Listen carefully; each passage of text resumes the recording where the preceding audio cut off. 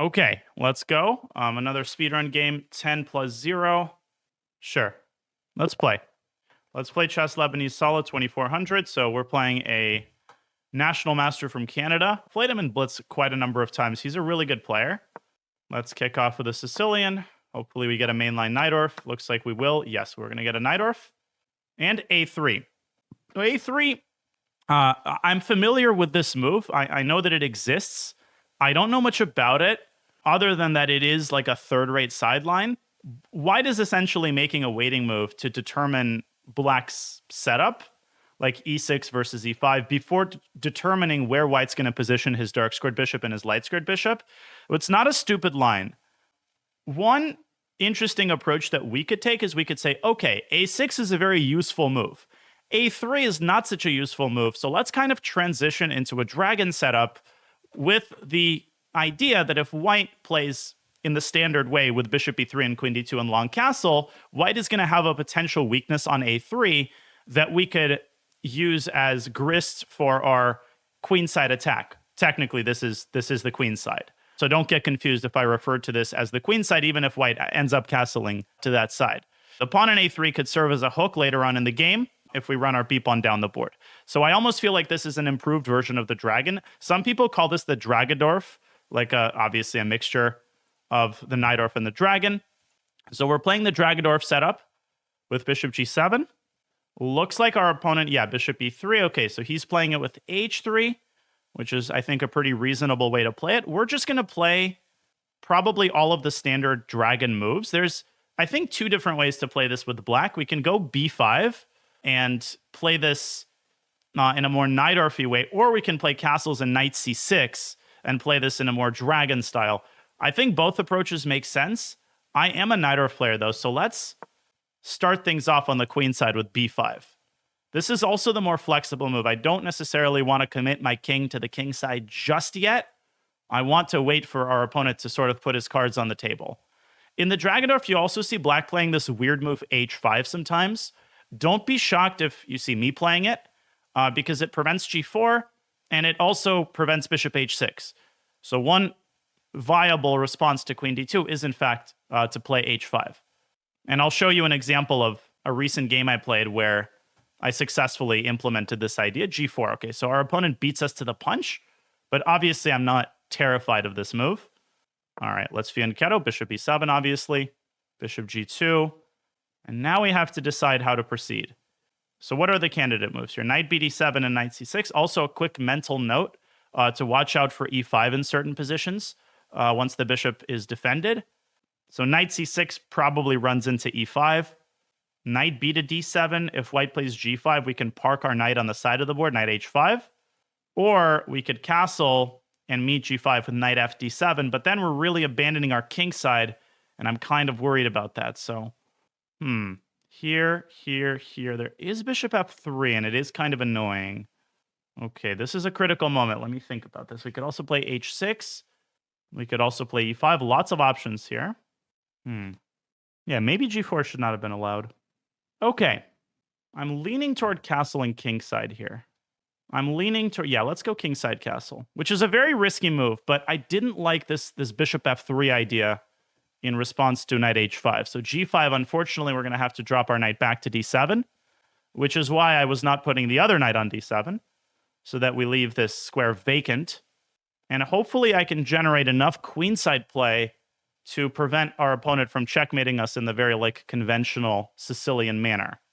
Yeah, this is going to be dicey, but it's also going to be interesting. Welcome to the Sicilian. So a lot of you folks are calling for e5, but remember that e5 is an extremely anti-positional move, especially in combination with the fianchetto, because the bishop will start to complain, like, hey, what about this diagonal? And you're creating a big hole on d5. Now, you might say to that, but isn't it very standard in the Najdorf to play e5? And yes, it is, but in slightly different circumstances. And you rarely combine fianchettoing the kingside bishop with the move e5. That's just a good rule of thumb in the Najdorf. And when you do play e5, as vice versa 79 points out, it's usually when you can follow up with a quick d5, eradicating the weakness on that square. Queen e2. Okay, back to the game. Okay, can we go knight bd7 here? Again, there's this g5 bishop f3 nonsense. Although in this version, I'm much more amenable to going down that road. Yes, I actually think that with the insertion of these two moves, castles, queen e2, I am much more willing to sacrifice the pawn on h5. And if you're like, wait, what do you mean sack the pawn on h5? What I'm talking about is after g5, knight h5, white has this move bishop f3, and we can essentially leave our knight on h5. We also have a move that just opened up for us, but even if we leave the knight on h5 and white takes twice, that's a lot of tempi that white is burning to earn himself only a pawn. And we can use those tempi to really start massaging white's queen side. Knight to b3, our opponent is playing very very tame. I don't see a reason for us not to continue our queenside campaign. Let's get the rook into the action with rook c8.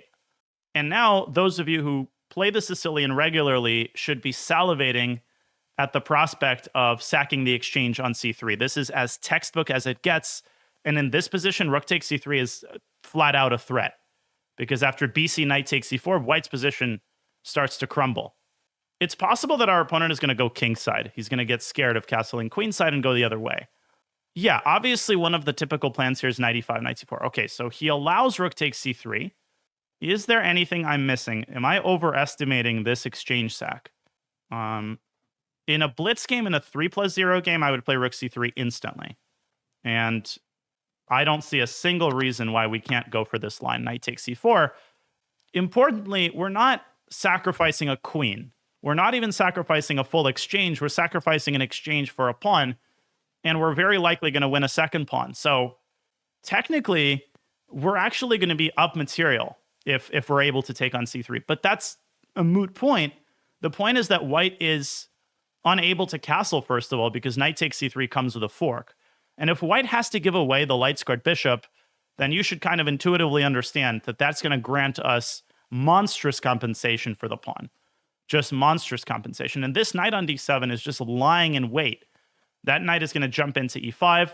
There's going to be all these light squares across the board. This seems really sexy for black. No. This is far from resignable.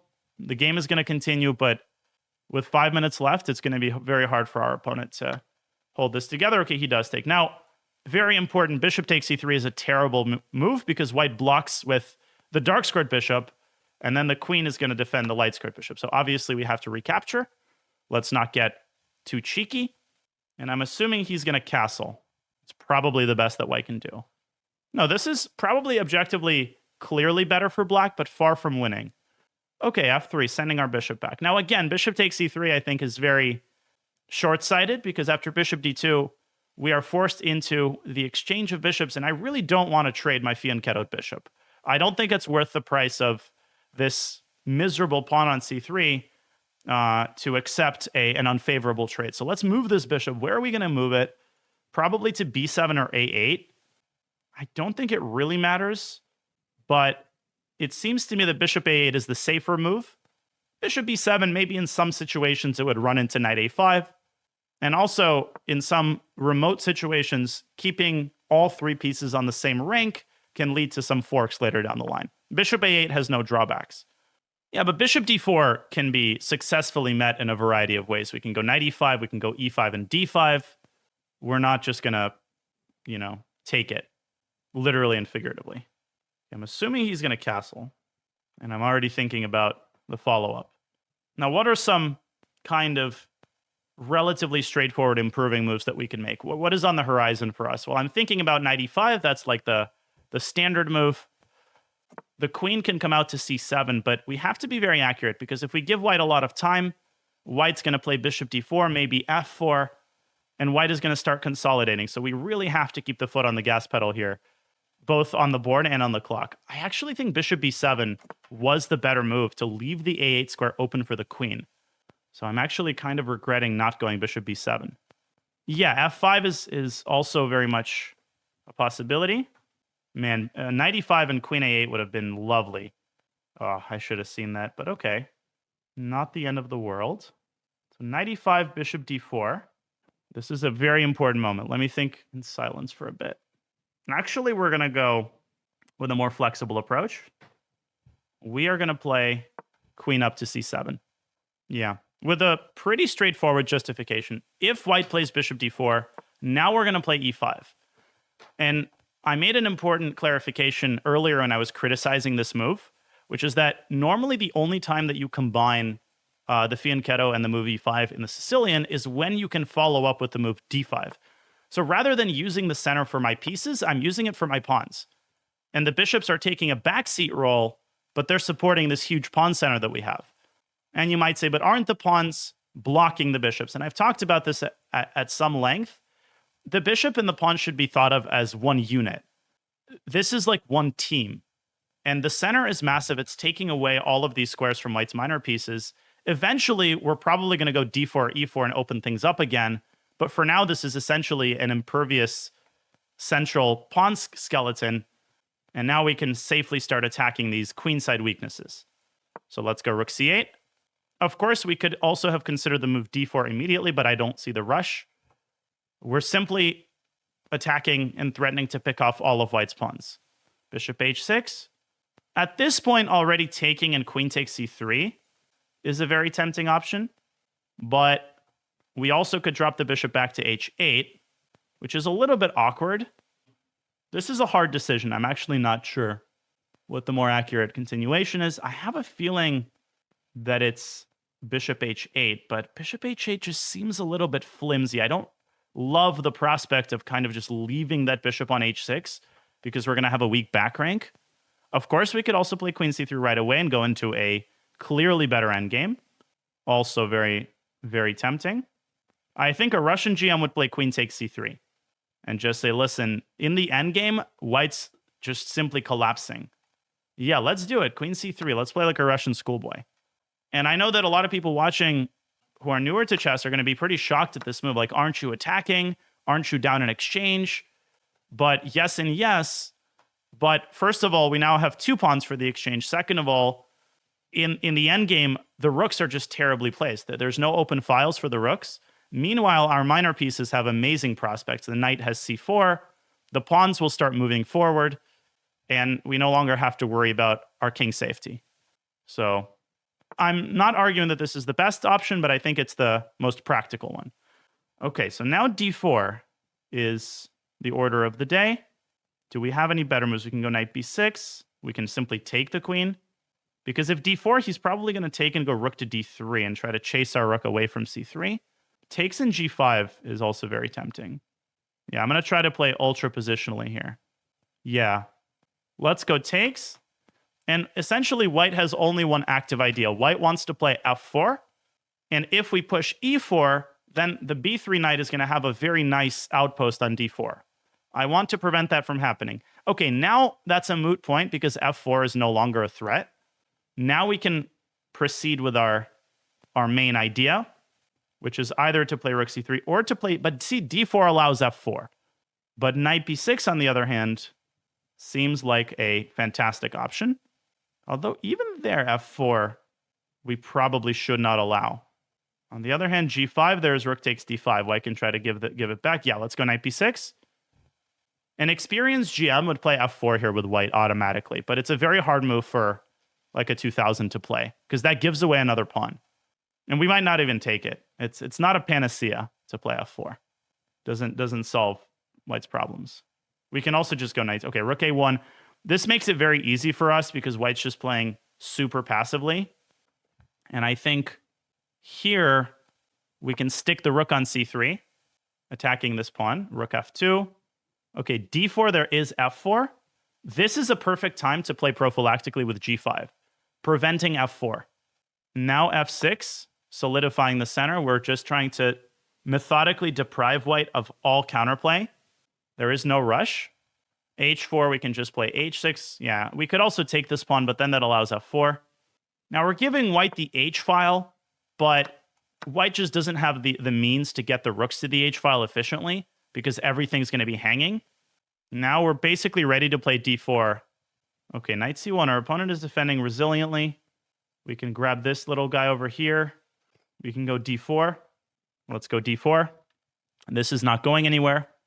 Now our knight is the last piece of the puzzle, I think. Our knight has not achieved its full potential.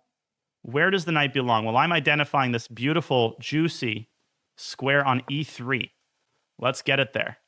Of course, I could also go through c4, but there was a specific reason that I'm going knight d5. I don't want to allow white to get his knight over to e4, because that's going to make the winning process more difficult.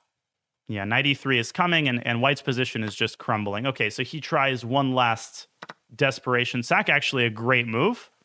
This is what what you have to do, but we're just very cautiously going to protect. I don't want to give away this pawn, but I think we can use some tactics to protect it. I think we actually have knight f4 in this position. Yes. Using some tactics, we're able to protect the pawn indirectly. If white takes it, we go to h6, and then the fork will be unstoppable. A little bit dicey, yeah, but king h6, not king f6, and now we have the fork, and white can only take one piece at a time. White is not able to capture both pieces at the same time. Okay, g5 is just a useless check. We can go down, we can go up. I really don't think it matters, but I always try to emphasize piece activity. Let's go up. Now we take here, and we have plenty of pawns remaining. The main pawn is the d pawn. Okay, now let's try to be ultra accurate. Should we just push d3? Then white plays f4. Why allow any of that? What's the Russian schoolboy move? It's just dropping the knight away to e4 and eliminating the pawn. We can also play d3, by the way. If we want to be fancy, if you insist on being fancy, you can play d3 here. If you insist on being ultra accurate, you can play d3. This is very pretty. F takes c4, we check and go d2. But not recommended. I just want to end the game in style. Just claim that I sacrificed a piece. Okay, now it's very easy. We can go d2, we can go rook c1 and d2. Let's go d2. King e2, knight c3. Okay, here we can give check. Now another check, forcing the king onto the d file, and then we promote white resigns. Okay, that game I'm pumped about. I think that was a really high quality game, which opens up a lot of concepts that we can talk about. Thank you to Sebastian, that's his real name. Thank you, Sebastian, for the excellent game. Well played, well defended, 90% accuracy, good. Okay, let's put this into chess base. Yeah, GG. All right, just a second. Okay, so there's a lot to unpack in this game, and I'll try to emphasize only the most important moments. But first of all, this move a3 against the Naroditsky. I saw it a couple of years ago. It never gained a lot of traction, but it's been played by a bunch of... Magnus has played it a couple of times in Rapid and Blitz games. Hari Krishna played it, Nakamura. A lot of GMs have played this move. And as I explained, as I understand it, the idea of this move is that it's essentially a waiting move. Now, as I've explained before, in the Naroditsky, broadly speaking, black has two types of setups. One is predicated on the move e6. This is the Scheveningen structure. The type of setup that I usually play is to play e5. Now, of course, against bishop g5, e5 is a really bad move. Nobody plays it. You have to play e6. I'm mostly talking about bishop e3, bishop e2, f3, a4. Against a lot of different continuations, you choose between e6 and e5. The way that I was taught the Naroditsky, I mostly play e5. So if white commits the placement of the dark squared bishop, then e5 makes sense. But what white is trying to do is say, okay, if you play e5, actually, no, white's idea, as Hikaru and others have played it, is to go knight f5. Very interesting. White is trying to go knight f5. And why is knight f5 not a thing in this position, or it's not considered a good move? Why is it a thing here? Let's try to understand that. So knight f5 is the most popular move. Knight f3, Magnus, is also played. And basically, if black plays bishop e7 here, then Magnus has played the move bishop g5. So this is the bottom line. White is not committing the development of the dark squared bishop, wanting to put it on g5 in one fell swoop.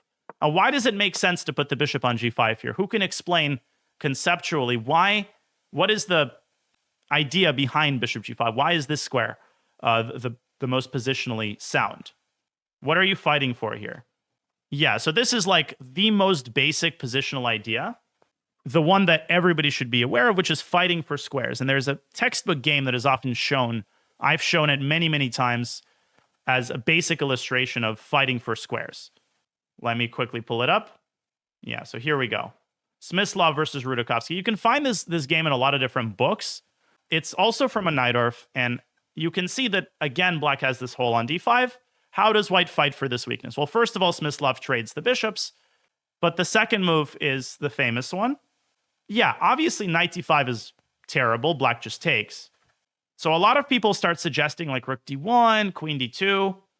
By the way, both of those moves blunder the e4 pawn. What did Smyslov do? Yeah, Smyslov played bishop to g5. You're trying to eliminate the knight. It's exactly the same idea. And to stick this knight onto d5, which is exactly what happens. Knight to d5. And we've got an amazing knight versus a terrible bishop. There are some tactics here. Queen takes c2. You can start with rook f2. The queen has to remain on the c file to avoid getting forked. And then you bring the other rook in. You can actually go b3. And finally, rook c1. And on the next move, the knight is going to jump into c7 with a fork. Okay, so there's a tactical component to this as well. But you can find this idea of bishop g5 in a million different types of games. And not just in the Sicilian. Really, any opening where there's a weak square, it's the idea of eliminating a piece, particularly the knight that controls that square. I lost a very instructive game to Garakamsky. He implemented a very similar idea. Here it is. Just a slightly more advanced illustration. Slightly more advanced illustration, Kamsky and Naroditsky. In this position, this is from a Ruy Lopez, but it's the same structure. Kamsky plays bishop g5. I kind of made a waiting move, and now watch what happens. He goes rook d1, controlling the d5 square. Now the knight comes to f5. Now he takes the knight, and he plays the move bishop b3. And now he's got a vice-like grip on this very, very weak square. And black is stuck with a backward pawn on d6. And look at what he does. He goes queen d3. 3 different pieces are controlling this square.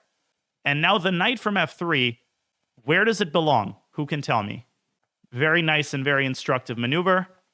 Relatively simple, but still. Well, you can get it to d5, but the way that he does it is he goes knight h2 and knight g4. He hits the bishop, and now he goes knight e3. And now he puts the bishop on d5, and he's completely dominating the game positionally. He won in another 15 moves. Okay, so I can give you a million examples of this, but you get the point. Fighting for a square by eliminating its defender is the concept at play here. So back to the game. Back to the game. Bishop g5 here. Black typically plays bishop e6 for that reason, protecting that square. We're following the game Carlsen versus Nazari from Title Tuesday, actually. And in that game, Magnus played bishop f6, knight d5. But in this situation, because black has another defender of this square, the engine does not consider white to be better. The engine does not consider white to be better. Okay, just a second, my computer froze. Anyways, that's one way of playing this line. The other way of playing this line is to play knight f5, and this is a lot more tactical. So does anybody know, against bishop e2, e5, knight f5, what is the theory move? What do the books recommend here? Can anybody tell me? Let's see who knows. There's a couple of tempting moves, but only one of them works cleanly. I just have to reopen ChessBase here. It's not bishop takes f5. That's just a trade. It's not bishop takes f5. Now you might say, knight takes e4. Cool tactic, removing the defender. But no, white has the intermezzo, knight takes g7, and this is not appetizing. Instead, you play d5, undermining the protector of the knight. If white plays bishop g5, you push d4. And if white plays knight c5, you win a piece with bishop takes f5. The pawn is simply overloaded. Knight f6 gf, and you hit the bishop. Bishop f6 gf, and the pawn is overloaded. White loses a piece. So this is not a recommended line for white. I'm curious, what is the difference? Why is this supposed to be a better version for white? Let's check with the engine. Okay, so it looks like d5, yes, bishop g5, d4, 180 games. Bishop takes f6 is the move. Now black plays g takes f6 most of the time, and then white plays knight to b1. Wow, white actually doesn't go to d5 at all. White goes to b1. But why is this line not played in this version? Why doesn't white play bishop takes f6 here? Let's get to the bottom of this. Hopefully people are understanding what I'm asking. We're comparing 2 different lines. One, the bishop is on f1. The other, the bishop is on e2. and the pawn is on a3. Ah, I think I got it. In the bishop e2 variation, if you go for the same line, then after g takes f6, knight b1, the engine gives an edge for black here with the move knight to c6. And apparently black is slightly better. In the a3 variation, after e5, d5, bishop g5, d4, bishop takes f6, g takes f6, knight b1, the position is equal. If black plays knight to c6, okay, this is a very, very subtle point. But the point is, first of all, the pawn on a3 prevents a very potentially nasty check on b4. The second subtlety is that this bishop can be brought out to c4 or d3 in one go. So for example, here there is the move queen h5. And in the same position in the other line, there is no move queen h5. The bishop on e2 is blocking the white queen from accessing the square. That's actually the point. White is able to stick the queen on h5, and rather than bringing the light-squared bishop out to e2, white is able to immediately bring it to the much more solid square d3 or even to c4. That's the reason that this version is slightly better. And this is what it means to study an opening deeply, right? These are the kinds of questions that you ask if you're a title player when you're trying to get to the bottom of a variation. You do a lot of comparison. Like, oh, how could it be that making the move a3 is better than developing a piece? That sounds illogical until you delve deeply into the main line. And there's usually like a specific move that can, the development move is blocking, such as queen h5 in this case. Okay? Anyway, sorry to go so deep into the e5 theory, but basically, e5 is a move, but white has these several interesting options against it. I decided to play in a more dragony style with g6. The main move here for white that Magnus has played is f3. I see Svidler Nakamura, Carlsen Aronian, Carlsen Nakamura. Magnus won that game. Most GMs play f3 in this position, not h3. Now bishop g7. Typically, white plays bishop b3, basically playing this like a dragon. Now Levon played b5, which is kind of the way that I played it as well. Carlsen Aronian, London Classic. That was a classical game, actually. Magnus played queen d2, and guess what Aronian played? He played h5, which is the move that I had mentioned during the game. Magnus responded with a4. Aronian pushed b4. And knight a2 by Magnus. Very typical idea, trying to create weaknesses on the queen side. Aronian played a5. And now c3. This is a very standard operation. The point is after b takes c3, the knight, Magnus threw in the move bishop b5 check, bishop d7, and then he played knight takes c3. Black has a long-term weakness on a5. White's got an excellent setup in the center, and it's not entirely clear what black should do. Because if black castles kingside, which is what happened in the game, now white castles kingside as well. White's king is safe, and black has a very hard time completing the development of the queen side. The knight on b8 is kind of stranded because bishop takes b5 is going to be met with a takes b5, and black's got this big hole on c6. This is a very, very bad position. Okay? So for this reason, b5 is probably not the best way to respond. Probably black should play... Actually, the computer does like b5, but it doesn't like the move h5. The computer prefers bishop to b7. This has also been played. Now long castle, and only now h5. Again, a lot of subtleties here. Why are you waiting for white to castle to play h5? Because this Carlsen idea with a4 makes a lot less sense when the white king has already committed to the queen side. Obviously, now this is very, very speculative and weakening. So only now do you play h5. And there's a lot of games. One grandmaster played h3 in this position. Black responds with knight b to d7, kind of like we did in the game. And the computer evaluates this as equal. It's just an interesting double-edged position. Bishop d3, you can get the knight to e5, the rook to c8, and you play this in like very, very typical dragon/Najdorf fashion. And white has a very hard time here getting things moving on the king side. Because our king is still in the center, white doesn't have this typical bishop h6 move. And white can try the move g4, but we're just going to ignore. we're just going to ignore and play rook c8. And g5 is never that scary because it's actually going to help this knight get over to c4. So this h5 idea is a very good takeaway for people trying to learn more advanced ideas in the Naroditsky and in the Sicilian. It's a very radical looking move, but it actually makes a lot of sense.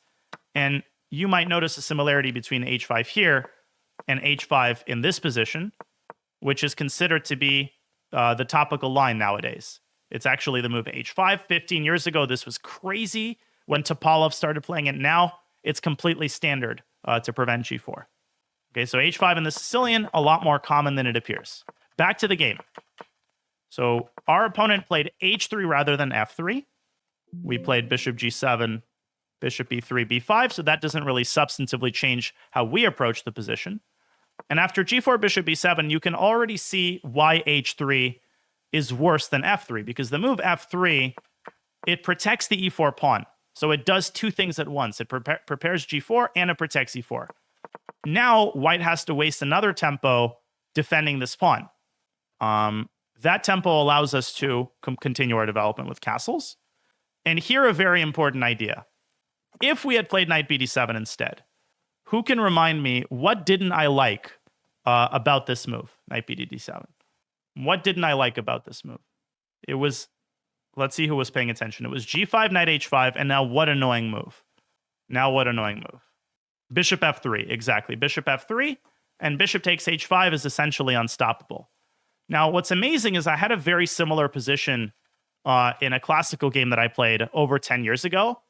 And in that game, I played a really interesting idea, almost identical position. I played knight f4 and then e5, sacking a pawn, but getting my knight to e5. Actually, this might have been the same position. Let's take a look at that game.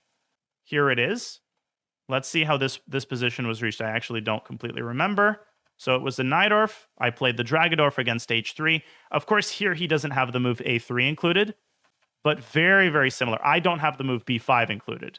But in a very similar position, I played this knight f4, e5 idea, and I won pretty quickly because I recaptured the pawn, I got my queen, and then I played b5. And in this position, let's flip the board, I played a really, really nice move. Who can spot it? Black to play and make an attacking crusher. Black to play. Really nice move here. Bishop e6, knight on z, got it. Very nice, bishop e6. Queen takes g2, there's checkmate on c4. And if white plays b3, you go rook c8. Bishop c. I mean, there's rook c3 mate, but this is an even prettier mate.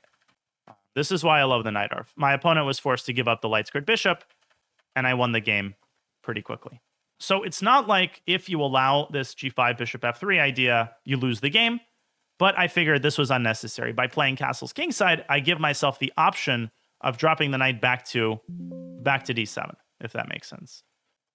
Okay, so our opponent played queen e2, which I think is a bad move. I think white has to play g5. And after knight fd7, white has to start attacking on the king side. And I figured the position is very, very double-edged, h5. You can play, for example, knight c5 and get the knight to c4. And the other important thing for people to understand is that just because the h file opens up does not mean that it's automatically checkmate. A lot of people, they look at this position, they get terrified because they think a queen will imminently arrive on h7. But it's actually very, very difficult for white to get a queen, not just on h7, but to the h file at all. You can try to do it through g4, but if you just close your eyes and start sacrificing all of your pieces, that's not going to work. That's not going to work. Congrats, you got the queen to h3. But all black needs to do is play rook e8, and suddenly you realize that you're at a dead end. Because this is not checkmate. This is not checkmate, because the king has g7. And that's the power of fianchettoing your bishop. Even if white gets a queen to h7, it's not always decisive. Okay? But in any case, let me just refresh really quickly. In any case, white should have gone g5. Queen e2 is a waste of time. Now knight bd7 already makes a lot of sense. And here, if white plays g5 and bishop h3, we have the move knight f4 straight away. The knight on d4 has lost its defender, and black just has an amazing position. So, okay, so knight b3.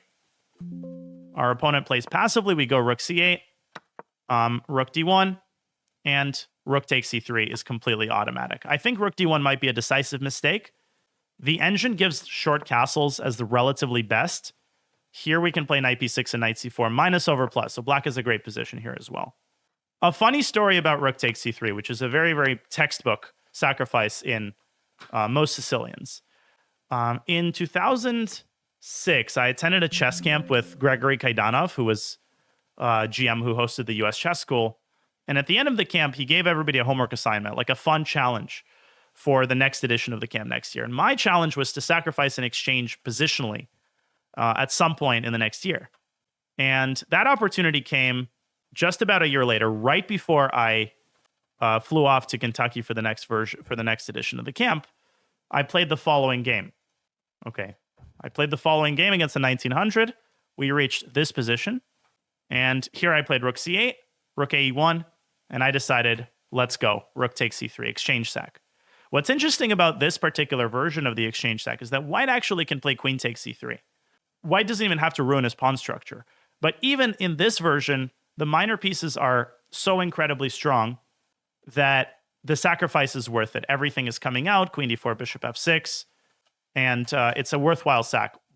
My opponent played bc, and here I played this bishop b4, queen a8 idea, and I was able to win the game fairly quickly. Yeah.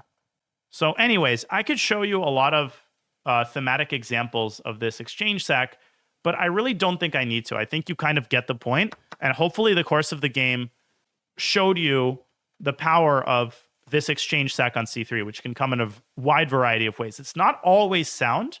Sometimes you don't get enough for the exchange, but in this case, not only do we get enough, but we're just completely winning because white's position collapses. Any questions thus far? I know that was a lot. Any questions thus far? Oh, someone was asking, why isn't there an e5 tactic?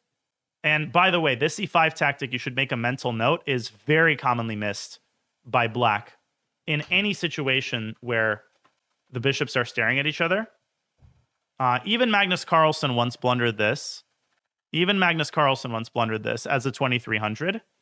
Let's see if I can remember this correctly. Yeah, there was this game Magnus played against the 2400, and in this position, he played b6, b takes c5, b takes c5, bang, bang, bang. Magnus blunders a full piece.